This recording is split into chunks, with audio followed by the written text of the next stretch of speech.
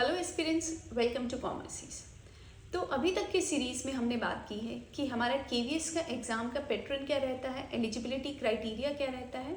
और मैंने आपके साथ वीडियो शेयर की थी जिसमें हमने देखा था कि केवी का इंटरव्यू प्रोसेस क्या होता है, किस तरीके से इंटरव्यू लिया जाता है। तो आज के वीडियो में मैं आपके साथ अपना एक्सपीरियंस शेयर करना चाहती हूँ कि मेरा इंटरव्यू केवीएस का कैसा रहा था और मैंने 60 में से 57 मार्क्स कैसे लिया था या किस तरीके के क्वेश्चंस मेरे से पूछे गए थे। होप सो आपके सारे डाउट्स मैं टाइम पे क्लियर कर रही होंगी। और जो भी आगे आपको डाउट है प्लीज़ वीडियो पे कमेंट करिए और वीडियो को ज़्यादा से ज़्यादा शेयर करिए ताकि सभी के पास इसकी इन्फॉर्मेशन पहुंच जाए। तो स्टार्ट करते हैं। जब भी हमारा केवीएस का रिटर्न क्वालिफाई हो जाता है और इंटरव्यू की टर्न आती है तो हमारे पास एक बायोडाटा फॉर्म हमें दिया जाता है जो हमें फिल करके इंटरव्यू प्लेस पे लेके जाना होता है, इंटरव्यू सेंटर पे ले जाना होता है। तो जो मेरा बायोडाटा फॉर्म था वहाँ पे बहुत सारी इन्फॉर्मेशन होती है एक्चुअली बायोडाटा फॉर्म पे कि आपकी क्वालिफिकेशंस क्या हैं, एक्स्ट्रा अचीवमेंट्स क्या हैं, सारे आपके जो मार्क्स होते हैं वो उस पर आपको लिखना होता है या क्या क्या आपका हॉबीज़ जो हैं वो सब उस पर लिखी जाती है। तो बेसिकली लोग उसमें क्या करते हैं, अपनी क्वालिफिकेशंस डालते हैं। जब हमारा इंटरव्यू प्रोसेस चल रहा था तो मैंने कई लोगों से गाइडेंस लिया कि इंटरव्यू के टाइम पे जो मेरी एक्स्ट्रा क्वालिफिकेशंस है, फॉर एग्जांपल मैं पीएचडी अभी कंटिन्यूइंग मेरी चल रही थी, साथ में मैं एज एन असिस्टेंट प्रोफेसर काम कर रही थी। तो मैंने सजेशन लिया लोगों से कि क्या मुझे वो इंक्लूड करना चाहिए या नहीं चाहिए। तो कुछ लोगों ने मुझे सजेस्ट किया कि हमें उन चीज़ों को छुपा लेना चाहिए, क्योंकि फिर अगर आप ज़्यादा हायर एजुकेशन दिखाओगे तो आपसे क्वेश्चन भी उसी तरीके के पूछे जाएंगे। बट मैंने एक तरीके से सोचा कि उन चीज़ों को अगर मैं इंक्लूड करूँगी तो मे बी मैं जो भीड़ होती है एक किस्म से, क्योंकि अगर मैं पीजीटी की बात करूँ तो वहाँ पे हमारे एसेंशियल क्वालिफिकेशन थी कि हमारे पास मास्टर्स होना चाहिए और बीएड होना चाहिए, जो सभी के पास था जिन्होंने रिटन क्वालिफाई किया था। बट इंटरव्यू में जो 250 कैंडिडेट्स आए हैं उनमें से सिर्फ 30 में आना, क्योंकि जर्नल की सीट सिर्फ 30 थी और मेरा 30 में भी 10th पोजीशन पे थी मैं, तो वहाँ आना थोड़ा टफ था। तो मैंने अपनी जो क्वालिफिकेशन है उसमें सारे एलिमेंट्स इंक्लूड किए। तो मैं आपके साथ डिस्कस करती हूँ मैंने क्या क्या चीज़ें अपनी बायोडाटा में डाली। सिंपल क्वालिफिकेशन में तो हमारी मास्टर्स रही, मास्टर्स के साथ मैंने बीएड उसमें डाला। और एक्स्ट्रा क्वालिफिकेशन में मैंने डाला कि 2018 में 17 में जब मेरी मास्टर्स कंप्लीट हो गई थी तो मैंने 2018 में अपना नेट क्वालिफाई कर लिया था, क्योंकि eight that time I was hoping for assistant professor. 18 के बाद 2020 में मैंने दोनों सीटेट के लेवल क्वालिफाई किए। एज पीजीटी के लिए हमें सीटेट की रिक्वायरमेंट नहीं होती है और ना हमारा पीजीटी लेवल पे सीटेट कोई होता है, बट फिर भी मैंने दोनों सीटेट के लेवल क्वालिफाई कर दिए थे बिकॉज एट दैट टाइम फिर I was working as a TGT post in a school. तो मुझे लगा वहाँ पे अगर मैं काम कर रही हूँ तो वहाँ पे लाइक प्राइवेट में थोड़ा सीटेट को वेटेज दिया जाता है, इसीलिए मैंने सीटेट क्वालिफाई कर लिया। और साथ में लगा कि अगर मैं पीआरटी की जॉब के लिए अप्लाई करूँगी तो वहाँ पे क्योंकि मैंने बीएड कर रखी थी तो मे बी मैं पीआरटी के लिए भी अप्लाई कर सकूँ, इसीलिए मैंने सीटेट क्वालिफाई कर दिया। उसके बाद 2021 में जैसे कि मैंने बताया मैंने फिर आइल्स किया था, वहाँ पे मैंने 7 बैंड्स लिए थे तो मैंने वो भी अपनी एक्स्ट्रा अचीवमेंट्स में इंक्लूड किया। 2021 का मैंने दिखाया कि मैंने 7 मीन्स मैंने आइल्स क्वालिफाई किया और साथ के साथ ग्लोबल बिजनेस मैनेजमेंट कोर्स में मैंने एनरोल कर लिया था। उसके बाद जैसे ही मैंने एनरोल किया वहाँ पे मेरी ऑनलाइन क्लासेस चल रही थी और उसी के साथ साथ मैंने as a online expert tutor की तरह काम करना शुरू कर दिया। उसके बाद मैंने ये चीज़ें इंक्लूड की।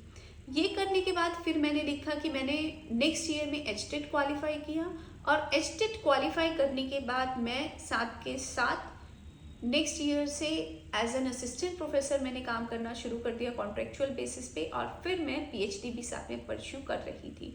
तो इतना सब मैंने अपने बायोडाटा में इंक्लूड कर दिया।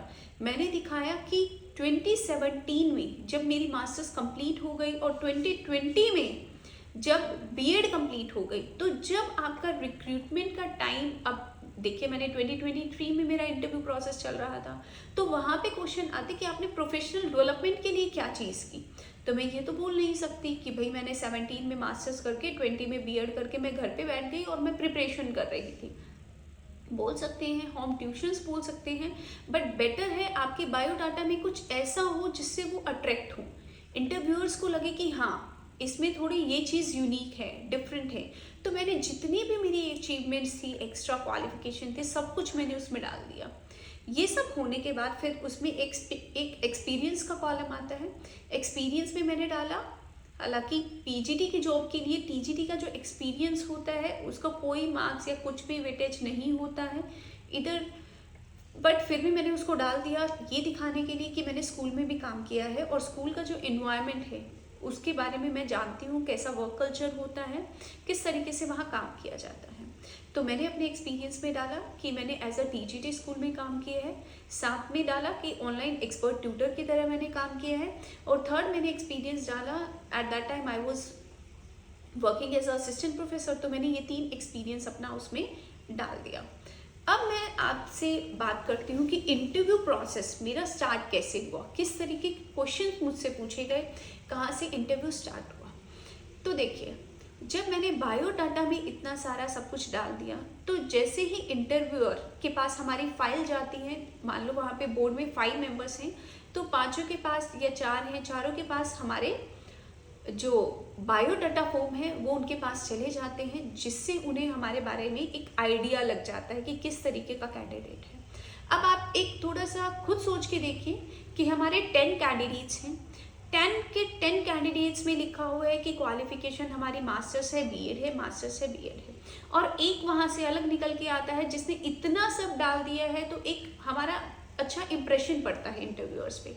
तो वही इंप्रेशन आई थिंक मेरा पॉजिटिव पड़ा, और सारे जो इंटरव्यूअर्स हैं वो थोड़े से मुझे इम्प्रेस लगे और उन्होंने क्वेश्चन स्टार्ट कर दिया सीधा मेरे बायोडाटा से।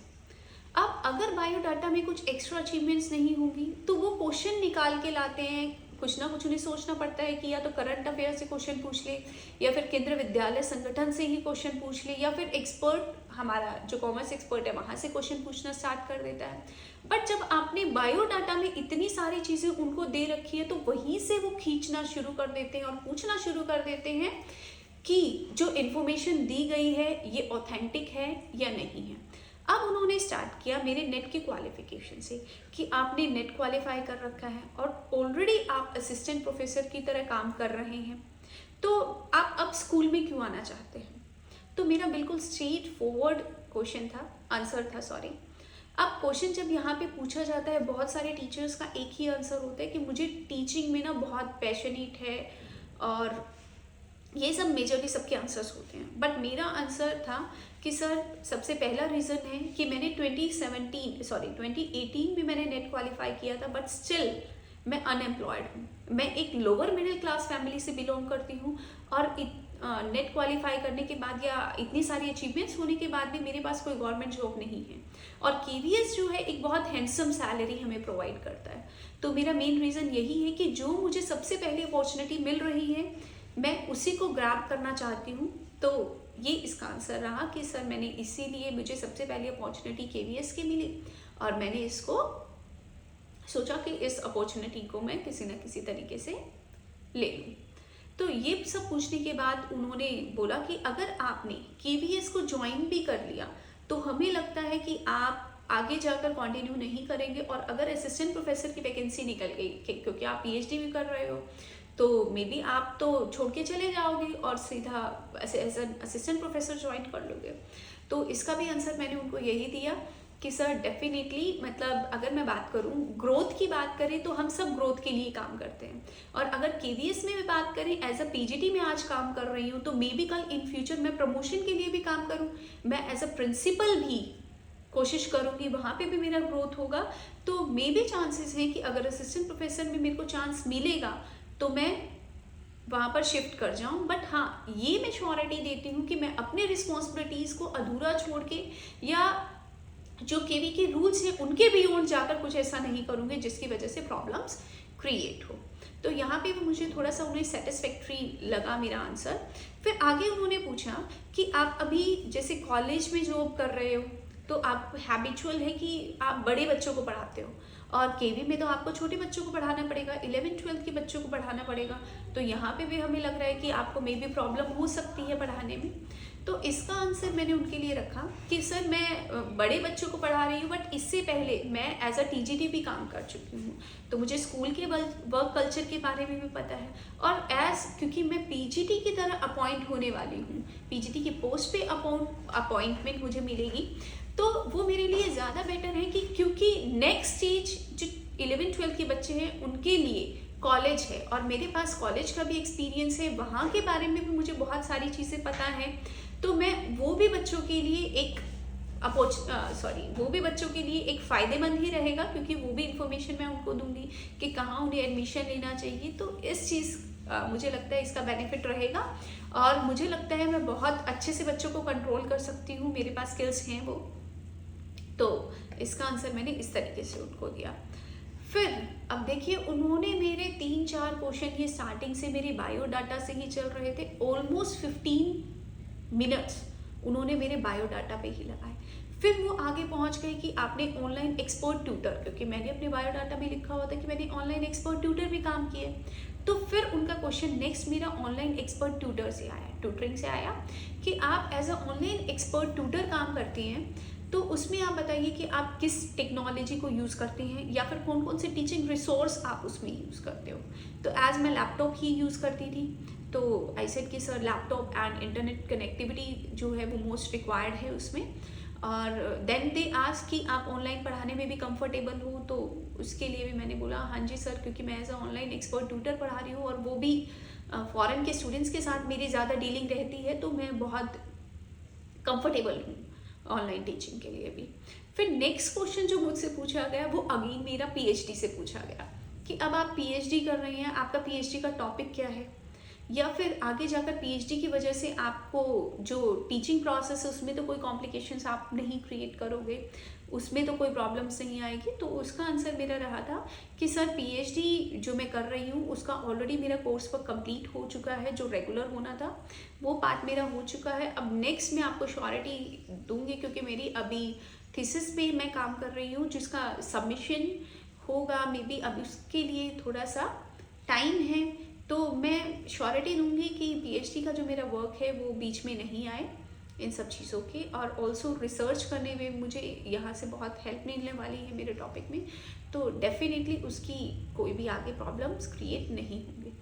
तो इतने सारे क्वेश्चंस मेरे बायोडाटा से पूछे गए, वो वहीं से क्वेश्चन उठा रहे थे, वहीं से पूछ रहे थे। तो ये चीज़ मेरे लिए बेस्ट रहा कि अगर मैं क्वेश्चंस आप बायोडाटा में ज़्यादा चीज़ें डालेंगे, अचीवमेंट्स डालेंगे, तो कहीं ना कहीं उनको आपसे पूछने के लिए बहुत सारी टॉपिक्स मिल जाएंगे, और जो आप आराम से आंसर कर सकते हैं फ्लुएंटली, क्योंकि अपने बारे में तो आपको सब कुछ पता है कि आपने ये चीज़ क्यों की है। और सभी को पता है कि जब तक हमारे पास जॉब नहीं होती तो हम अलग अलग टेस्ट करते हैं, कोई ना कोई कोर्स में एडमिशन ले लेते हैं, तो ज़रूरी नहीं कि आपको उसे छुपाना है। आप क्यों छुपाएंगे, आप क्लियरली उनको बताओ कि हमने जब वैकेंसी ही नहीं निकलती है तो उस टाइम फेज में हमें अपनी ग्रोथ के लिए कुछ ना कुछ तो करना है। फिर यहाँ से मेरा जो बायोडाटा का था 15 to 16 मिनट्स, ये सभी क्वेश्चन मेरे से पूछे गए, और देन उन्होंने मुझे बोला कि आप डेमो दे दीजिए, एक छोटा सा डेमो दे दीजिए। तो जब मेरी डेमो की टर्न आई, एक और यहाँ पे आपकी कन्फ्यूजन मैं दूर करने जा रही हूँ कि डेमो के टाइम पे मोस्ट ऑफ द जो कोचिंग सेंटर्स हैं, क्योंकि उस टाइम पे मैं भी बहुत सारी यूट्यूब की वीडियोस देखती थी, बहुत माइंड में क्वेश्चंस होते थे जिनके आंसर यूट्यूब से ही मुझे मिलते थे। तो फिर मैंने वहाँ से देखा कि डेमो का टॉपिक कैसे रखें, तो बोलते थे कि मतलब थोड़ा सा मुश्किल टॉपिक रखो, कॉम्प्लिकेटेड रखो, ऐसा टॉपिक रखो जिससे इम्प्रेस हो जाए। तो किसी 1-2 वीडियो से मैंने देखा कि सिंपल क्वेश्चंस भी, टॉपिक्स भी, आप वो टॉपिक रखो जिसमें आप कंफर्टेबल हो। और मैंने एक बहुत सिंपल सा टॉपिक चूज कर लिया, that is communication. Business studies का, अकाउंट्स का भी नहीं चूज किया। बहुत सारे लोग issue of shares for features, complicated topics लेके जा रहे थे थोड़ा सा इम्प्रेशन दिखाने के लिए। इवन ऐसा भी हुआ कि 1-2 टीचर्स ने तो वहाँ जाकर डायरेक्टली बोल दिया कि सर आप टॉपिक दे दीजिए, मैं जो आप बोलोगे वही कर दूंगा। इट मीन्स कि आप दिखा रहे हो ओवर कॉन्फिडेंस भी नहीं वहाँ पर दिखाना है। मैंने एक बहुत सिंपल सा टॉपिक चूज़ कर लिया, कम्युनिकेशन। और वो चूज़ करने का एक रीज़न था कि जब आप सिंपल टॉपिक चूज़ करोगे तो जो आगे जजेस हैं वो आपसे ज़्यादा कनेक्ट कर पाएंगे, क्योंकि उन्हें ऑलरेडी उस टॉपिक के बारे में पता है। और वो जो आप समझाना चाहते हो उसको और ज़्यादा अच्छे से समझ सकते हैं। मैंने जैसे ही अपना इंट्रोडक्शन का टॉपिक लिखा, मैंने अपना टॉपिक स्टार्ट किया था एक्सप्रेशंस के साथ। मैंने मुंह से नहीं बोला, एंड आई सेड कि जो मेरा टॉपिक रहेगा you have to identify this, आपको आइडेंटिफाई करना है, उसके बाद मैं टॉपिक को स्टार्ट करूँगी। और मैंने जाकर वहाँ पे कुछ हैंड गेस्चर्स बनाए, just like for come here, और एक दो मैंने उनको हैंड गेस्चर्स बना के दिखाए, एंड देन आई सेड कि you have to guess the topic. और उनमें से जो सर बैठे हुए थे वहाँ पे, आई थिंक एसी थे वो, और उन्होंने ईजिली आइडेंटिफाई कर लिया, एंड ही सेड कि कम्युनिकेशन। तो मैंने जस्ट कम्युनिकेशन की डेफिनेशन ही उनके साथ डिस्कस की थी, that communication is a two way process between a sender and a receiver, exchange of ideas, thoughts, सिर्फ इतना ही डिस्कस किया था। उसके बाद ही सेड कि ओके ओके जस्ट कम, मुझे बुला लिया था। डेमो उन्होंने कंप्लीट भी नहीं लिया, सिर्फ एक दो लाइन मैंने दी थी। उसके बाद he said like thank you, और मैं वहाँ से उनको थैंक यू बोल के जैसे ही निकलने लगी, दे सेड मैम वेट, अभी तो आपका इंटरव्यू स्टार्ट हुआ है। तो मेरा इंटरव्यू उसके बाद स्टार्ट, मैं दोबारा सीट पे बैठी और वहाँ से फिर मेरे से क्वेश्चन पूछने शुरू कर दिए। फिर क्वेश्चन स्टार्ट हुए मेरे सब्जेक्ट के बारे में। तो सब्जेक्ट में जो सब्जेक्ट एक्सपर्ट वहाँ पे होते हैं, मैं आपको बताती हूँ, बोर्ड में हमारे कई मेंबर्स होते हैं। जैसे एक हमारा एक्सपर्ट रहेगा, एक हमारा साइकोलॉजिस्ट रहेगा जो आपके माइंड को इवन रीड कर सकता है कि आप झूठ बोल रहे हो। आपके कॉन्फिडेंस से ही पता चल जाएगा कि आप झूठ बोल रहे हो या सच बोल रहे हो, क्योंकि बहुत लोग हैं जो बायोडाटा पे कुछ भी लिख देते हैं और एक्चुअल में वो एग्जिस्ट नहीं करता, तो वो तो बाद में फंस जाते हैं। तो साइकोलॉजिस्ट भी वहाँ पे होता है, और साथ में हमारे ACDC या फिर प्रिंसिपल्स वहाँ पे बैठे होते हैं, जिनको बहुत एक्सपीरियंस होता है कि किस तरीके से इंटरव्यू लिया जाता है। और कई बार बच्चों को डाउट भी होता है, जो कैंडिडेट्स हैं, एस्पिरेंट्स हैं इंटरव्यू देने के लिए, कि हमारा जो इंटरव्यू है वो इंग्लिश में लिया जाएगा, हिंदी में लिया जाएगा, या बाईलैंग्वेज होगा। मोस्ट ऑफ द टाइम जो हमारा इंटरव्यू रहता है वो हमारा बाईलैंग्वेज रहता है। बट अगर मैं अपनी इंटरव्यू की बात करती हूँ, तो मेरे इंटरव्यू में जो हमारे AC मैम थे, she belongs to English subject. तो जैसे ही इंटरव्यू में उन्होंने मेरे से डायरेक्टली इंग्लिश में क्वेश्चन किए, तो मेरे सारे आंसर्स इंग्लिश में ही थे। तो मेरा जो सारा इंटरव्यू का बायोडाटा वाला जो सारी चीज़ें चली थी स्टार्टिंग के 15 to 20 मिनट्स, वो मेरा सारा इंग्लिश में रहा था, इंग्लिश टू इंग्लिश कन्वर्सेशन रही थी। बट जैसे मेरा डेमो हुआ, तो डेमो के टाइम पे उन्होंने मुझे स्पेशली बोला कि you have to give demo in Hindi. अब हिंदी में आपको बोलना है, अब इंग्लिश नहीं यूज़ करनी है।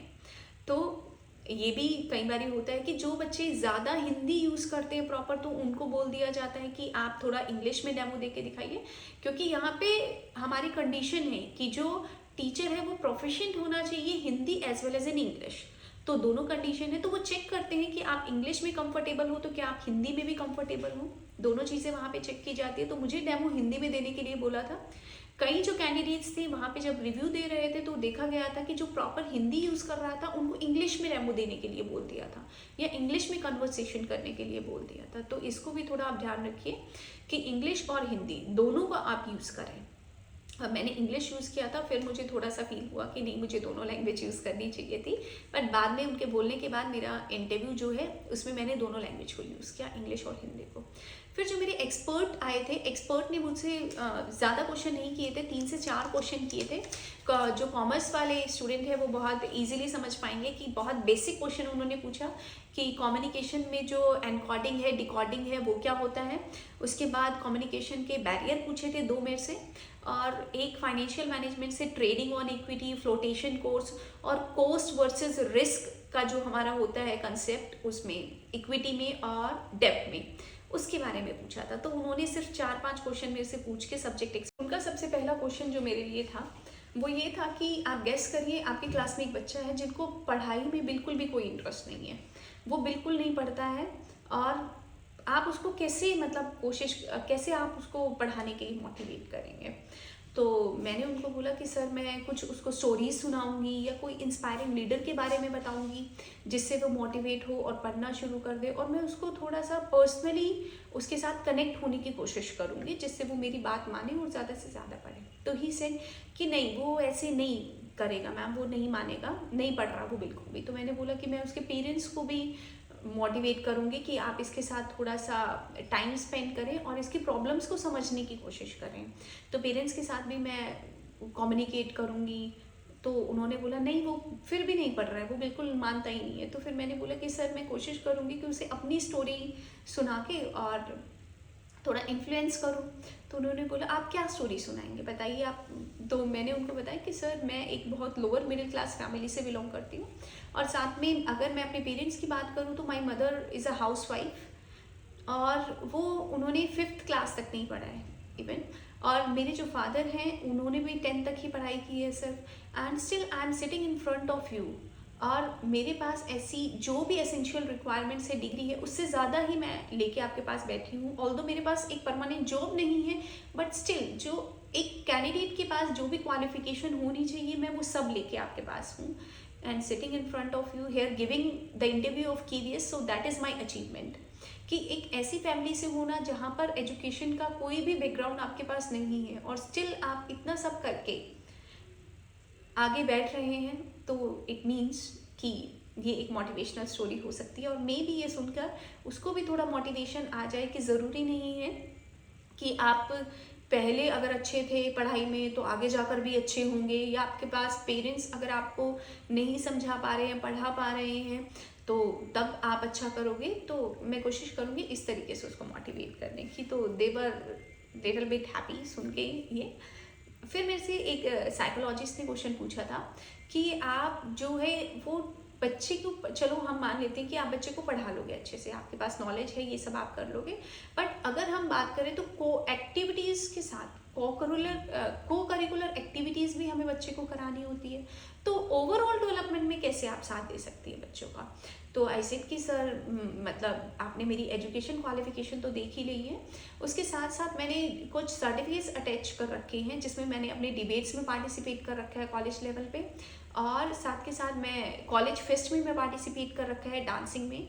Along with this I am a state level basketball player. तो स्पोर्ट्स हो, म्यूज़िक हो, डांस हो, मैं हर एक चीज़ में बच्चों का साथ दे सकती हूँ। तो करिकुलर एक्टिविटीज़ के साथ मैं को करिकुलर एक्टिविटीज़ में भी बच्चों को सपोर्ट करूँगी।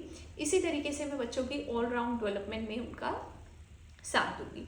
तो यहाँ पे क्वेश्चन फिर उन्होंने एक दो मेरे से थ्योरी से क्वेश्चन पूछने स्टार्ट किए कि इस थ्योरी में, तो एक दो क्वेश्चन थे जो मुझे नहीं आते थे, बट कुछ ऐसा नहीं कि उन्होंने अलग रिएक्शन दिया। They said okay don't worry, मतलब बहुत इतना अच्छा पॉजिटिव उन्होंने इन्वायरमेंट अंदर क्रिएट कर रखा था कि 40 मिनट्स कैसे जा रहे थे मुझे पता ही नहीं था।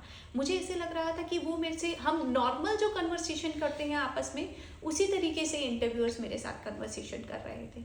फिर जो उन्होंने CDP के एक दो क्वेश्चन जो हैं टेक्निकल क्वेश्चन पूछे, एक दो उनमें से नहीं आता था, तो कुछ नहीं, I said just sorry sir I don't know answer, बस ये हो गया। फिर एक उन्होंने मेरे से यहाँ पे क्वेश्चन पूछा कि जो फॉरेन में आप स्टडी मींस आप करा रहे थे या यहाँ का जो एजुकेशन सिस्टम है, उन दोनों में डिफरेंस क्या है, और वहाँ से आप क्या चीज़ें अडॉप्ट करना चाहते हो हमारे यहाँ के एजुकेशन सिस्टम में, या अपने बच्चों में जो आप इन्वॉल्व करना चाहते हो। तो उसका मेरा आंसर था कि सर वहाँ पे जो हम असाइनमेंट्स या चीज़ें करते हैं वो हमारे रियल लाइफ से जुड़ी हुई होती हैं। ये कॉम्पिटेंसी बेस्ड स्ट्रक्चर उसमें बहुत ज़्यादा होता है। जैसे कि हम बिजनेस स्टडीज़ की बात करते हैं, आज के टाइम पे 70% हमारा केस स्टडी रहता है, तो ऐसे ही वहाँ पे रहेगा, केस स्टडी में से आपको आंसर निकालने होते हैं, और कुछ ऐसे नहीं होता कि मतलब कहीं से उठाए और आपने कॉपी पेस्ट कर दिया। प्लैगरिज्म का इतना वहाँ पर इम्पेक्ट है कि आपका हर एक असाइनमेंट के बाद आपका प्लैग चेक होता है। तो वो सब मैंने उनके साथ डिस्कस किया and they were like quite impressed. उसके बाद उन्होंने, एक मैम थे जो इंग्लिश के थे वहाँ पे, उन्होंने मेरी राइटिंग चेक की, एक दो मुझे स्पेलिंग्स दिया, उनको प्रोनाउंस करने के लिए बोला। 2 स्पेलिंग उन्होंने लिखा था, उसको प्रोनाउंस करने के लिए बोला कि इसको हम प्रोनाउंस कैसे करते हैं, और साथ में मुझे 2 वर्ड्स दिए जिनकी स्पेलिंग मुझे लिखनी थी, वो भी मैंने लिख दिया था। बस फिर लास्ट में उन्होंने मुझे थैंक यू बोला, ऑल द बेस्ट बोला। और एक और चीज़ मेरी इंटरव्यू में अलग रही कि उन्होंने, जो सर थे वहाँ पे, उन्होंने मेरे से मेरे रिटन के मार्क्स पूछे। हालांकि रिटन के मार्क्स पूछे नहीं जाते हैं, बट उन्होंने मेरे से रिटन के मार्क्स पूछे थे, आई डोंट नो क्यों पूछे।